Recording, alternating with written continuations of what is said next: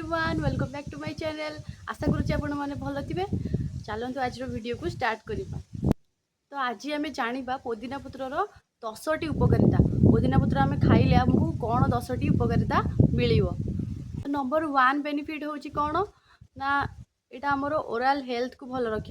आम पार्टी जहाँ भी बैक्टेरिया थाए जदि आप प्रतिदिन किसी पुदीना पत्र चोबाऊँ देन आपण पार्टी थी सब बैक्टेरिया गुड़ाक भैनिश हो शेष हो आपणकर ओराल हेल्थ भल देन नंबर 2 बेनिफिट हूँ कौन ना यहाँ आमर डाइजेशन को ठीक रख। जदि आप किसी पुदीना पत्र को चोबाऊँ प्रतिदिन कि यार चाह करके पीऊँ देन आपणकर डाइजेशन बहुत भल रहा।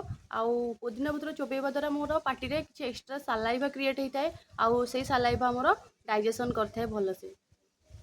देन 3 नंबर बेनिफिट हूँ कौन ना यहाँ आमर गैस्ट्रिक प्रॉब्लम रू भी आपन को सॉल्यूशन देता है। आपड़ जदि किसी प्रतिदिन पुदीना पत्र चोबाऊँ देन आपणकर गैस रो प्रॉब्लम भी सॉल्व होता है। देन आमर 4 नंबर बेनिफिट हूँ कौन ना आमर स्किन रो हेल्थ भी भल रहा।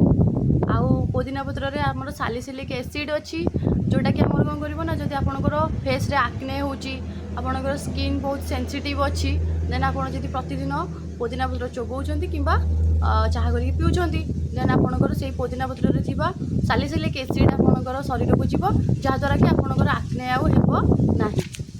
तो 5 नंबर बेनिफिट हूँ कौन ना पुदीना पत्र आमको थंडार भी बचे था। जब आपको कोल्ड हो कफ हो नाक भी आपंकर ब्लॉक अच्छी खोलुनी देन आप पुदीना पत्र को चोबाऊँ कि पुदीना पत्र गरम पानी बॉयल करेंगे पुदीना पत्र पकईकि तो सहीटा जब आप भैपरटा को ने गैसटा को आप ने इंटेक करेंगे नाक द्वारा स्मेल करेंगे तेल आपंकर नाक भी खोलीज आ थंडार भी आपको मुक्ति मिल।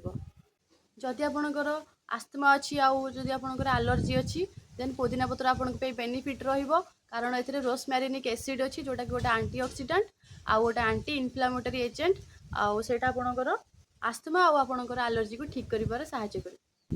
आउ 7 नंबर बेनिफिट होची एया कि पुदीना पत्र रे विटामिन ए बहुत परिमाण रे रहिची जहाँ आपणकर आखिर स्वास्थ्य बहुत भल रहिबो आई हेल्थ पे बहुत भल। सेति पे प्रतिदिन चेष्टा करंतु पुदीना पत्र खाइबा पे। देन 8 नंबर बेनिफिट कौन ना पुदीना पत्र आमर इम्यूनिटी की भी बूस्ट करता है तो से आम इम्यूनिटी बूस्ट करने आम पुदीना पत्र भी खाई परिबा। देन 9 नंबर बेनिफिट होची कौन ना यहाँ आमर ब्रेन रो फंक्शन को भी बहुत भल करता है आमर ब्रेन को इम्प्रूव करता है पुदीना पत्र ताले सेटा होची आम ब्रेन पे भी बहुत भल रोची। देन 10 नंबर बेनिफिट होची कौन ना यहाँ आमर बैड ब्रेथ जब आपंकर प्रॉब्लम अच्छे आप पार्टी दुर्गंध बाहर तो से आप प्रतिदिन पुदीना पत्र चोबाऊँ देन आपंकर पार्टी जो खराब स्मेलटा जो आसूटा आपन को मुक्ति मिल पार तो आपण स्मेल बहुत भल आसपर पार्टी भी बहुत फ्रेश फिल हम। तो यही सब थिला पुदीना पत्रर 10टी उपकारिता 10टी बेनिफिट।